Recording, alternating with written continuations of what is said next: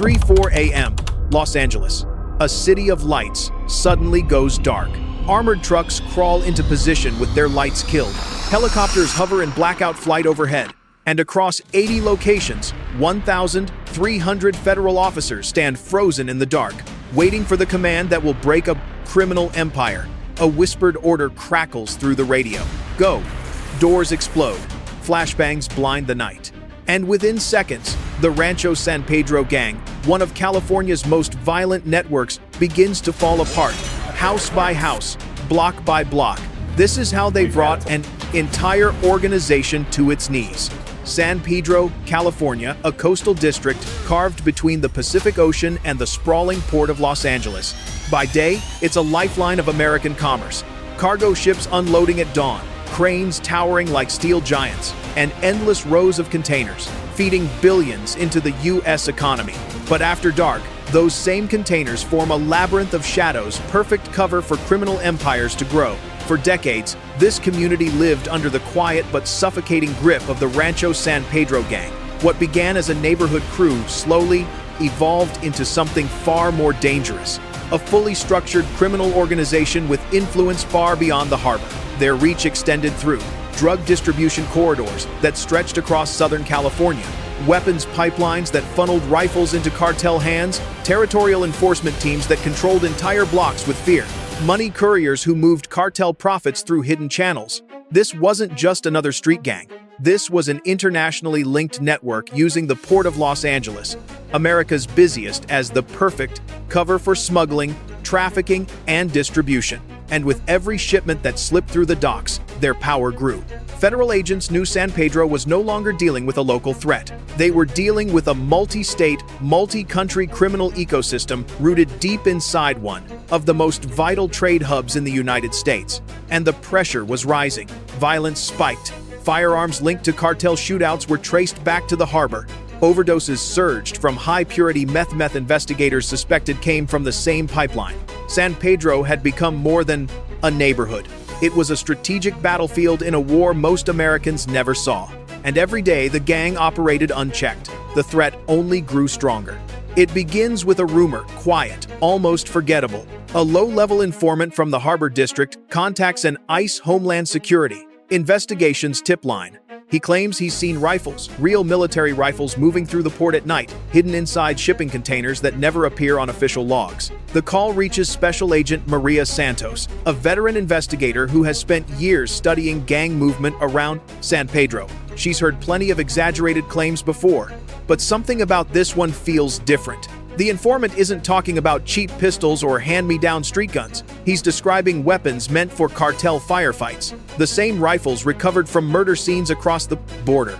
And according to him, the source is a familiar name, Rancho San Pedro. Santos runs the serial numbers of recently recovered weapons. A disturbing pattern emerges. Guns purchased legally by clean buyers, disappearing within days, reappearing at cartel crime scenes in Mexico.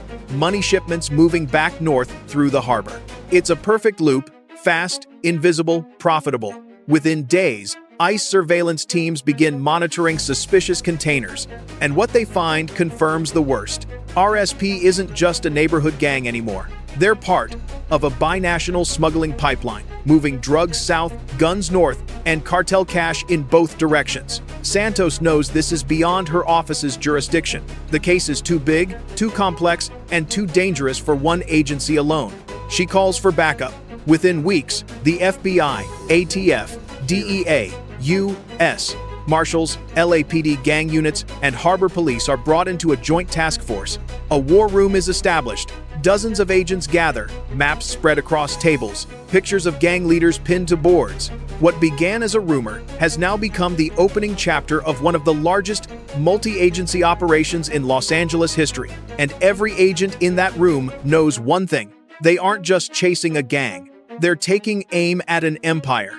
What unfolds next is one of the most complex, intelligence-driven operations in recent California history. Building in downtown Los Angeles, agents from ICE Homeland Security Investigations, the FBI's Violent Gang Task Force, the ATF, the DEA, and LAPD gang units gather around a single mission board, different badges, different jurisdictions, but one objective: dismantle the Rancho San Pedro criminal enterprise, not arrest a few members, but crush the entire structure. The first step: surveillance. FBI teams trail mid-level RSP members as they move between stash apartments, shipping yards, and back alley meeting points. Agents document late-night exchanges, coded handoffs, and vehicles traveling in convoys. Every route is mapped, every face photographed, every pattern logged. At the same time, ATF analysts examine firearms recovered from crime scenes across Southern California and even in Mexico. One serial number links to a straw purchaser in Long Beach, another to a fake address near Wilmington. Piece by piece, the firearms trail leads straight back to RSP brokers. Then come the wiretaps. Federal judges approve intercepts on key phones. What agents hear confirms their worst fears. Discussions about large-scale meth shipments, orders for retaliatory shootings, arguments over cartel payments, talk of new hardware arriving at the port code for high-powered rifles. LAPD undercover officers push deeper, posing as buyers or intermediaries. They observe meetings inside garages, parking lots, and empty shipping containers. Some conversations are harmless, others describe violence in chilling detail. The DEA steps in to analyze the narcotics. The meth is 99% pure cartel grade. The heroin is laced with deadly fentanyl. This isn't neighborhood dealing, it's wholesale distribution. Silent informants fill in the gaps, describing gang hierarchy, stash locations, names of shot callers, drug couriers, and gun brokers. By the end of year 3, the mosaic is complete. Agents realize they're not just dealing with a gang, they're dealing with a transnational crime network, a direct extension of cartel operations, built into the heart of Los Angeles. And the only way to stop it is with a takedown so massive, so coordinated, that the entire structure collapses in a single morning. Inside a secure federal building overlooking downtown Los Angeles, prosecutors begin assembling one of the most complex criminal cases in California history. The evidence wall grows by the day. Photographs, phone logs, wiretap transcripts, financial trails, all converging into a single conclusion. The Rancho San Pedro gang wasn't a street clique. It was a criminal corporation. Assistant U.S. attorneys work side by side with FBI and ICE analysts, breaking down the gang's hierarchy like a military chain of command. At the top, shot callers directing violence, smuggling, and money transfers. Below them, mid-tier brokers handling guns, drugs, and debt collections. At the bottom, couriers, lookouts, and runners, each unaware of how deeply federal agents had infiltrated their world. Every piece of evidence tells a story. A phone call discussing a package turns out to be a coded order for 10 pounds of meth. A seemingly harmless text message reveals a shipment of rifles heading for cartel buyers. GPS tracking maps out supply routes from stash houses to harbor warehouses. And cooperating witnesses, former gang members, fill in the gaps prosecutors can't see from surveillance alone. Ballistics tie RSP weapons to homicides across Southern California.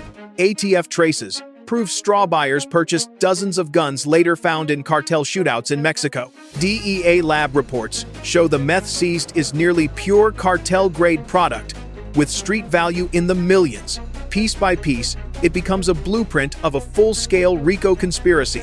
Hundreds of wiretaps, years of undercover infiltration, months of surveillance logs, dozens of seized firearms, kilos of drugs, and stacks of financial records. By late 2019, prosecutors finalize an extraordinary legal assault, 229 sealed indictments, targeting every level of the organization. The moment they sign the final packet, one sentence echoes through the war room. Now we're ready for the takedown. 3 a.m. Los Angeles is asleep, but the command center is electric. Inside a fortified federal building overlooking the harbor, dozens of agency leaders stand around a massive digital map. Every street, every alley, every suspect location is glowing red. Agent Maria Santos reviews the arrest lists one final time. FBI tactical commanders confirm their breaching points. U.S. Marshals finalize perimeter control. For 3 years, this operation has lived on whiteboards, wiretaps, and surveillance logs. Tonight, it becomes real. Operation Harbor Storm is officially greenlit. Across Los Angeles County, 1,300 officers suit up silently in the dark. ICE tactical teams, FBI SWAT, ATF ballistic specialists, LAPD gang units, CHP, Harbor Police, and the U.S. Marshals Service. At 4:57 a.m., every unit receives the same encrypted message: stand by. 3 minutes later, execute. The city erupts. Armored Bearcat vehicles roll into San Pedro's narrow streets. Helicopters thunder overhead, their spotlights slicing through the darkness. SWAT teams sprint from vehicles, stacking against front doors. Agents wearing night vision goggles sweep porches and alleyways. On the count of 3, boom! A battering ram splinters the first door. Flashbangs explode, lighting up the block in white fire. Screams, footsteps, a crash through drywall as suspects dive for cover. One house over, ATF agents pry open a hidden basement hatch. Inside, an arsenal of unregistered rifles, pistol carbines, high-capacity magazines, and suppressors enough to arm a platoon. At another location, LAPD gang officers pull a suspect from a window as he tries to escape across a carport roof. Marshals catch another jumping fences behind the property. K-9 units drag out 2 more hiding beneath a shed. By 5:20 a.m., the operation spreads across 80 targets in perfect synchrony. Every arrest happens within the same narrow window. A federal blitz no gang could possibly prepare for.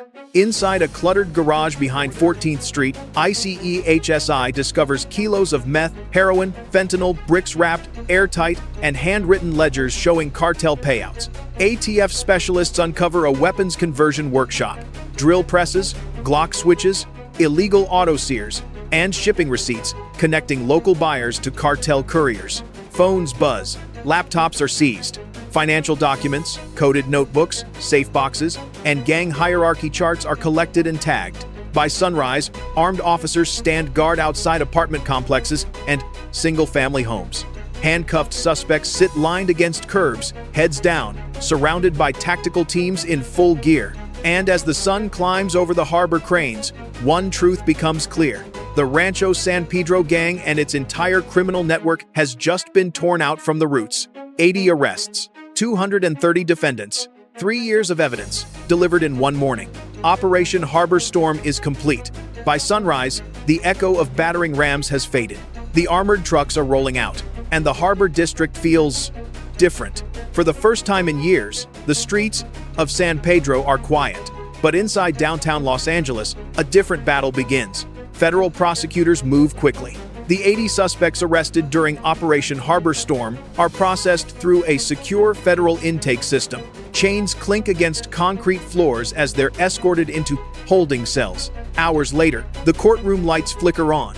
One by one, defendants appear before federal judges. Some look stunned, others stare coldly at the evidence stacked against them.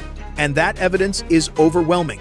Wiretaps, ballistics, financial records, controlled buys, surveillance photos, undercover testimonies. Every angle of the Rancho San Pedro network has been documented. Federal versus state prosecution becomes the dividing line. The most dangerous suspects, shot callers, traffickers, cartel intermediaries, are charged in federal court, where sentencing guidelines are uncompromising. RICO conspiracy, up to life in federal prison. Firearms trafficking, mandatory enhancements. Drug conspiracy, 10 years to life. Violent crimes in aid of racketeering, decades behind bars. Some defendants fold quickly, accepting plea deals to avoid facing life sentences. Others attempt to fight the charges, but the case is airtight. As weeks pass, indictments turn into convictions. The gang's leadership collapses from top to bottom. Back in San Pedro, the community begins to feel the effect. Parents say they finally hear silence instead of gunshots at night. Local businesses operate without fear of extortion. Kids walk to school along streets once controlled by armed lookouts. But federal agents know the job isn't finished. A power vacuum can be dangerous. Other gangs may see opportunity. Cartels may try to rebuild the pipeline. So ICE, FBI, and LAPD maintain a long-term footprint in the harbor area. Daily patrols, gang intervention programs, community liaisons. This raid wasn't meant to be a one-time strike. It was designed to reshape the environment, cut off cartel influence at the port, and give the community room to breathe. Operation Harbor Storm didn't just remove 80 criminals. It shattered an entire criminal ecosystem, and the ripple effects will be felt for years. When the sun finally rose over Los Angeles, Operation Harbor Storm was more than a headline. It was a message sent loud and clear across every street corner, every harbor dock, every cartel corridor stretching toward the border. For 3 years, the Rancho San Pedro gang operated like a shadow government in the harbor district. But in one morning, that shadow vanished. Federal prosecutors now hold hundreds of hours of wiretaps, mountains of seized weapons, and testimony that maps out a criminal empire brick by brick. Entire hierarchies are gone, money pipelines severed, narcotics routes permanently disrupted, and dozens of violent offenders now face sentences that will keep them behind bars for decades, some for life. But the impact reaches further than courtrooms. For the first time in years, the harbor communities are breathing again. Parents walk their kids to school without scanning for lookouts on the corners. Small businesses open without fear of extortion. Residents step onto porches and hear something they haven't heard in a long time: quiet. Operation Harbor Storm didn't just remove a gang. It restored a sense of possibility, proof that when law enforcement unites, when intelligence is shared, and when agencies refuse to work in silos, even the most entrenched criminal networks can collapse. And this case is now being studied across the country. Other cities, other ports, other investigations where violent organizations think they're untouchable. This operation proves they aren't. If you want more deep dive, stories like this, real federal operations, ICE raids, FBI takedowns, cartel investigations, and the cases that shape America's fight against organized crime, hit that subscribe button right now. Because the next mission, the next takedown, the next operation that rewrites the rules is already underway.